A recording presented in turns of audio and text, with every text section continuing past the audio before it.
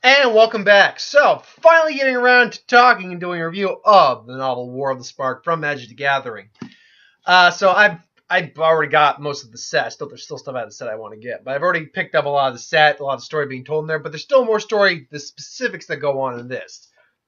So I'm gonna go over the what happens, what I liked, what I didn't like, and I'll probably do a second video as well, the aftermath about what we can see later on in the story, possibly like future sets. But right now, let's talk about the book. Now, overall, did I enjoy the read? Yeah, I really did enjoy the book. It's a good book. I think it's overall a good book. Right off the bat, though, some problems I have with the book. The writing style is really simplistic. Well, not really simplistic. By the way, that is an awesome freaking insight. That is just beautiful right there. But some of these chapters are very simplistically written. Hell, a couple of these chapters are literally only one page. Most of them, on average, are... It's about a 65-page book, and it goes for... Well, actually, there's more pages than that, but 65 pages... 360, sorry. 362 ultimately. No, actually, no, 360. 360 pages for the overall story over about 67, 68 chapters, including the basically the aftermath, the end math. 69 chapters overall. Problem with that is that a couple of them are only like one page. Most of them average anywhere between 2 to 3 pages, and a couple of them go on for a good 6 or 7 pages. Some of them really do go on for a while. But it's pretty simplistic in terms of some of its writing. I know there was one. It was, I can't remember exactly the chapter, but it involved Gideon. Let's see here now. Let's see. Can I find that chapter just randomly? It dealt with basically just like, with Gideon talking about a blade, an older blade that had slayed an elder dragon and something like that. So it was very basic writing. It also doesn't go into the detail on certain things going on. Like at one point they describe Jace, Teferi, and Karn kind of, Karn was smashing skulls, Teferi was doing Jace was doing illusions, and that's almost word for word, and it was an effective strategy. There was nothing specific going into it. Harkening back to a different novel, Agents of Artifice, there was a lot more specifics that went on in the actual fight, a lot more detail. It felt a lot more like a real novel. I think it was a couple more pages too, at least. So that's another thing where not all the writing's like that in the book. Some of the writing's pretty good, I thought. It's back and forth is the problem. Another big issue I have with it is, okay, look, I understand apparently there are prequel comics. That's fine, and that War of the Spark, the set, was designed chronologically to tell the story. And this is the actual story. Now, this basically is taking place right as Bolas is invading. The book opens up with Niv Mizzet already dead. No explanation of how that really went. Okay, no explanation. We don't actually get the whole scenario where he fought and got his ass kicked by Nicol Bolas and got killed. No, we just have him talking with Ugin in the meditation room as a spirit the dragon spirit and the spirit dragon, as they said, which was a little jarring to follow for a bit until I finally got it down. But I did kind of like that kind of wording. But yeah, not only do you fail to, because when they previewed Niv Mizzet Reborn, they said last we left him he was killed. When the did that happen? We didn't see that happen. What the hell? And you'd think, okay, they're going to answer that. And then I was watching a brief review for the book, and they're like, no, they don't answer. It's like, really? And then it reads, no, they don't answer what happened. Like, Niv Mizzet interacting with Nicol Bolas for the first time. How cool would that have been? Why wasn't that in there? Look, make it 400 pages. Still, design chapters the way you do. Anywhere from 1 to maybe a couple of 5 pages. You could easily cram in 8 to 10 chapters in there. So why didn't you? Why did you? I'm sorry. That's a big dropping the ball from a lore standpoint. Why didn't you do that? I don't understand that. One other big issue I had, and it's not so much big, But it's irritating, because they said every Planeswalker you see in War of the Spark the set has a moment in War of the Spark the novel. Hell, Dack Fayden is actually one of the narrators, and chapters are designed by narrators, so, chapter 1 is, I believe, who is it, Ral? No, chapter 1 is 2 dragons, so that's Niv and Ugin. But then chapter 2 is Teoverda, who is one of the new Planeswalkers. And he's actually one of the central figures we follow through the story. So it's basically detailing things from each person's perspective, more than less. Which is an interesting way to go about it. Dack Fayden, one of the big narrators, doesn't even get a freaking card. So that's final. But they said every Planeswalker will have a moment. And for the most part, each Planeswalker has a pivotal moment in the story. Dack gets a good couple moments. Actually, some Planeswalkers get more than most. All the key members of the Gatewatch get some. Hell, even Davriel, the Shadowfugue, gets one. And it gets one where he steals the Elder Spell of the Spark of an Eternal. Really cool moment. Unfortunately, like all the returning characters did get something on some level. Except, they mentioned Narset showed up. Didn't do shit. They mentioned Tamiyo showed up. Barely. Didn't do shit. We didn't even hear anything about Kasmina. We didn't even, we did have Yang Yu. Let me actually, I need to get the Planeswalker list up here real quick so I know who so I can get the actual names referenced right. Hell, Mu Ling, I think, is the other one. She's in the book. She lives, but I don't know. Hold on. War of the Spark Planeswalkers. So I can just go down the list real quick. Planeswalkers. 1 second. Bolas being the central antagonist, that's a given. Karn gets a couple moments. Ugin's big spot is only at the beginning and at the end, but at the end, Ugin didn't play a huge role, but the role he played is a boss. He's a boss, Ugin is. Ugin's actually my favorite Planeswalker.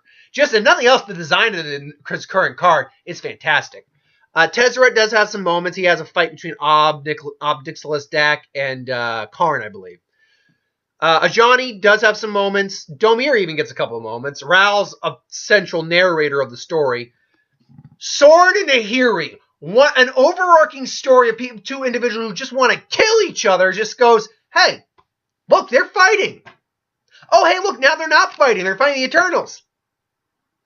You don't even get a chat. See, one of the problems I have here is that, while it's great to have narration here, if you're really going to have every Planeswalker here and going to illustrate their conflict on cards, dedicate a chapter to what other Planeswalkers are doing, not just the Gatewatch. Seriously. Ashiok, as far as I know, was never mentioned. Angrak does get a good moment. Huatli also gets a couple moments. Kaya's a narrator. She gets a good few moments. Dovin's a villain. Kiora is mentioned. She's there, but that's it. Saheeli is mentioned. It shows up a couple times. Samut's there as well. She leads them to Amonkhet. Vraska is a narrator. She's a key there. Gideon's a main player. Jace, again, like I said, all the Gatewatch fine. Teo's one of the main narrators as well. Nothing from Kasmina at all. One moment from Davriel. Sarkhan shows up, but it's mostly, and he apparently does have he's apparently does have some sort of a relationship with the Wanderer, not like romantic, like they've met. The Wanderer isn't there much, but when the Wanderer shows up, she does get a great moment of her power weakening. She tells Gideon to punch her, and she barely moves and just starts slicing Eternals. That's pretty good. I have no idea what Arlen, I didn't remember showing up at all. It does have a good couple of moments. Don't recall Tybalt ever showing up either. I mean, I think he was mentioned, but that's it. You say these Planeswalkers get moments, but half of them are just kind of thrown to the wayside or not even mentioned. I'm sorry, this is a big thing for me. Like, if you're going to say every Planeswalker has a moment, then give every Planeswalker a moment. And there's Mosquito. Didn't get him, damn it. So give every Planeswalker a moment. Come on. I I don't know. Yeah, look, maybe I was expecting more out of this book than what I think a lot of people were expecting a bit more out of this book. But for all my hate on it, I do think it's still a well-told story. It's because it's telling the conflict. And we are going to be getting more novels. Like, the next one comes out in the fall, and it's going to be telling the aftermath. Because now Jace is no longer the living Guildpact.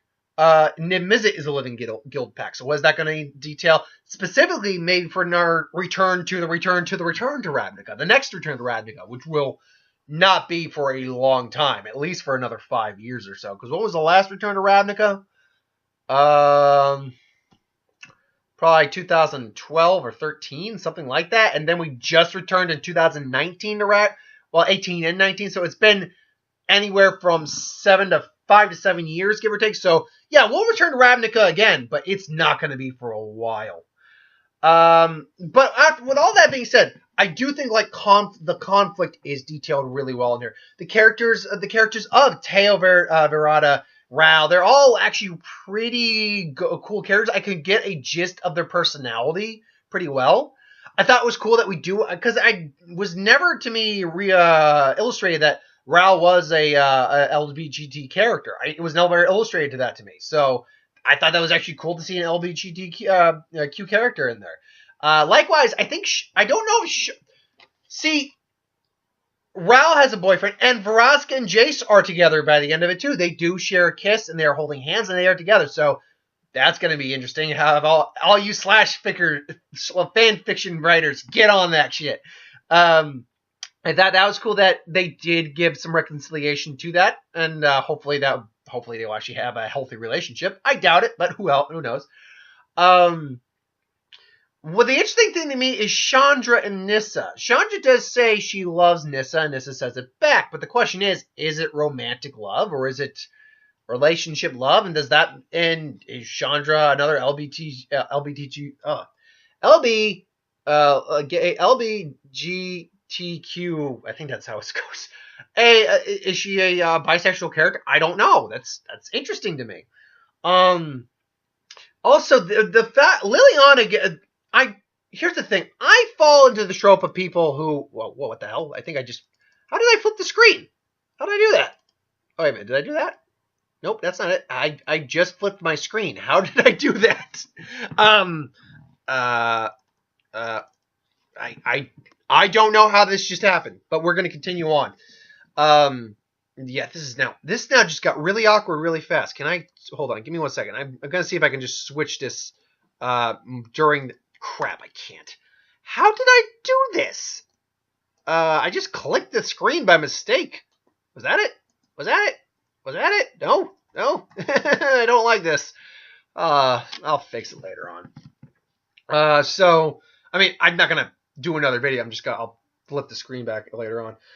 I fall into the trope of people who's not. I like Liliana, I do, but I like her as the conflicted anti-hero, and definitely all of her problems stem from herself. She is the root of all of her problems. She has no one to blame but herself, going all the way back to just not wanting to lose her power and immortality. She's got no one to blame but herself. So when things aren't going well for her, I do get a level of satisfaction, but I also understand the tragedy of the character as well. So when she does finally decide to insult Nicol Bolas, just turn on him, just say, "Hey, your head's really flat." It's like, what? And he's like, "What?" So I do dig on that quite a bit. I think that was a pretty fun little jab. And then, Jace actually understanding that, yeah, I get it. I get why you did it. I get why it had to be done. Just go, Liliana, go. I'll let you. I'll give you a pass. But ultimately, it's basically showing deep down he does still care on some level about her, and I do think that's nice. I also enjoyed the character of Rat. Her and Teo are really cute together. And Teo is just just one of the fresh planeswalkers here. I thought that was a really cool perspective. He's a kid who just creates shields, but he also even learns how to, use them offensively at one point. So I think he's a really cool character, creating shields and stuff like that, and he's progressing to the. It's just really cool. I liked his character. I thought he was a good character. In terms of the, I'm another one. I'm also in the camp of the people like, okay, you say planeswalkers are going to die, characters are going to die, and I did a video speculating on it. Who did I speculate was going to die? I'd have to go back and actually watch the video. I think, mind you, the people I speculated would die. Domir, I thought was a given. In terms of people I also know, Tamiyo I thought was also on the line. I thought either Nahiri or Sorin, if the fight were to actually go down, one of them kill each other, Nahiri would have died. I thought Angrath was a possibility. I also thought Huatli was a possibility. Dovin as well. I honestly thought he was dead in that card, Chandra's victory. So I thought she was going to possibly die. I thought Samut was a good option to die. I thought Gideon was also a pretty good one. Of the Gatewatch, thought him and Nissa would possibly die. None of the new characters I honestly thought died. I thought Sarkin might have been the one on the list, chopping block to die. Same with Vivian. And Jaya, because of her age, I just thought she was dead. So Tefir, I think, was probably going to live. And Narset, honestly, I thought might have also died. But we look, you didn't have to kill half. You didn't have to literally Thanos half of these people, but more than 3 named characters would have been at least sufficient. Like most of the Planeswalkers we saw die in the book, like we heard a Vashina one, an Elf one die. They're all fodder Planeswalkers. No one really cared about them. And then the 3 main ones that died, everyone was expecting Gideon to die. That was pretty much everyone's suspicion, and we all pretty much called that. That was a given. Just because it seemed like his story arc was running its course. Domir was another one, and then Dak we knew from the trailer was going to die, and that was it. Like, sorry again, the mosquito. I'm going to get you. Did I get you? Damn it. But we knew Dak was going to die, and then we realized Dak didn't have a card. That was it. 3 casualties of war for our main roster? Now, I understand that with other Planeswalkers, if you have plans for them down the road, absolutely. But still, I mean, what plans do you have? I mean, Raul, is going to be in the story later on. He's also probably now the official head of the Izzet. But just because Nib's now the avatar of the guild or the new guild pack avatar, or sorry, living guild pack, that's the term. So I assumed he was. Also. I'm stuttering here. I assumed he was will be the guild pack. We know Kaya Vraska and Raul, Kaya, and Vraska are all conspirators. So, and then we're going to touch on this more. They've all actually been sent after other conspirators of Bolas who got away. Specifically, Kai is being sent after Liliana, Vraska is being sent after Dovin, and Raul's being sent after Tezzeret. All of which is interesting. Raul can channel lightning, and Tezzeret's made of metal, so that's a good one.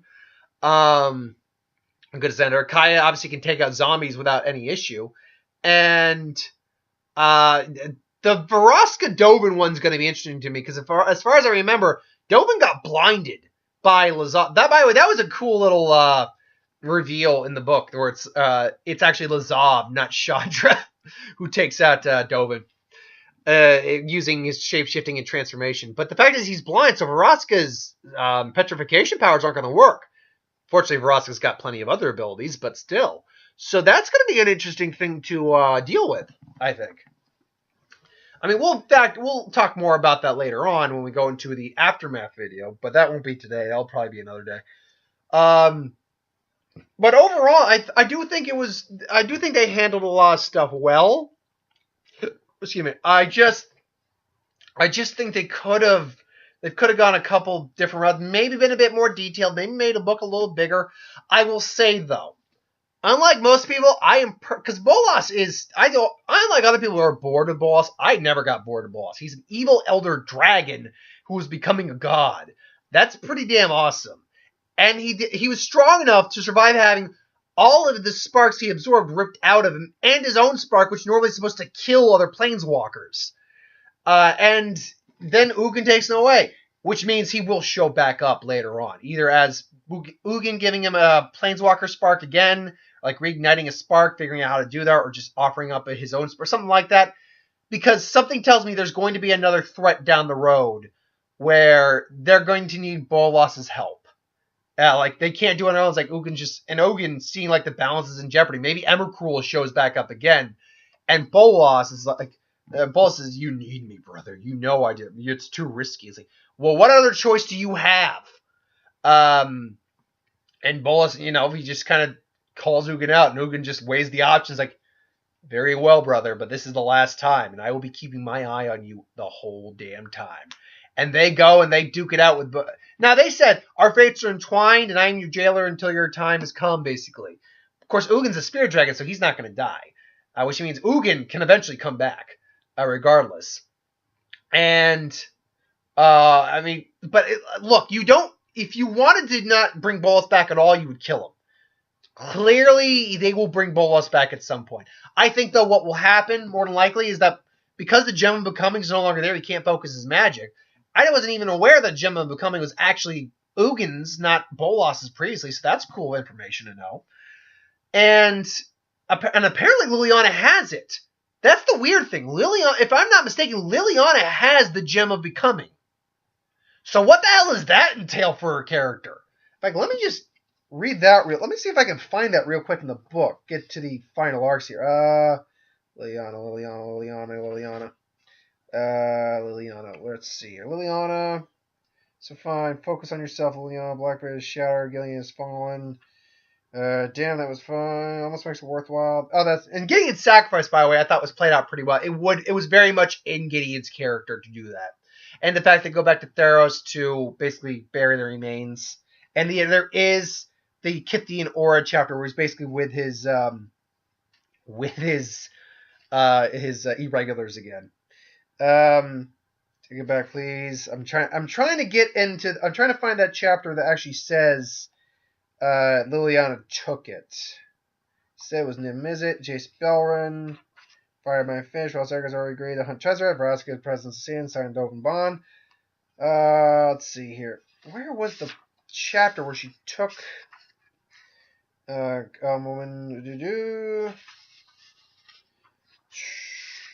let's see here now. Where was it? Liliana Vess, armor. No, I'm here. Perhaps he's still invisible. Couldn't spot him anywhere. Look to your left, you'll see me. She stared at him. Gideon's empty armor. I can't find the sentence. Oh wait, kneeling. She reached out and her hands caressed Gideon's armor, metal. She tried to. She couldn't ever even summon it. It was like Wisp Wind. Gideon was on. I guess he was a hero.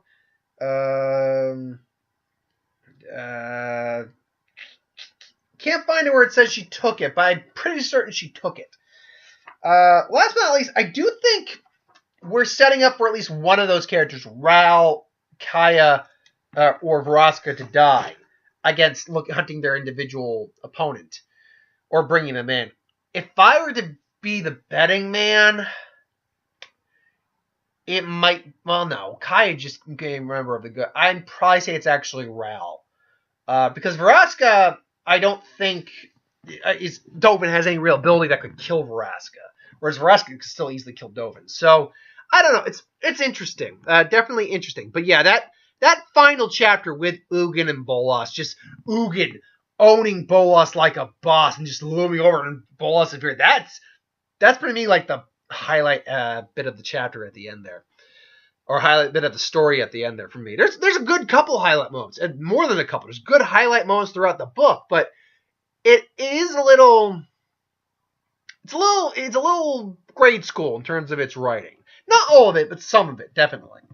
But again, I think do they have an for ages what on this? Let me see here. Probably for ages like 13 and up. I don't know. Anyway, let me know what you think of the War of Spark novel. I will do a video down the line of where I think we're going to be going after this. All we know for certain after this, though, is that the next set, like main set, after the core set, the next world we go to is a brand new world we've never been to. And we may see some old returning faces on there, including some of the new Planeswalkers that show up. We also know Garruk's got a big story arc coming up. Or, excuse me. Yeah, it's Garruk, but I call him Garruk. Garruk just sounds better. That sounds primal. Garruk.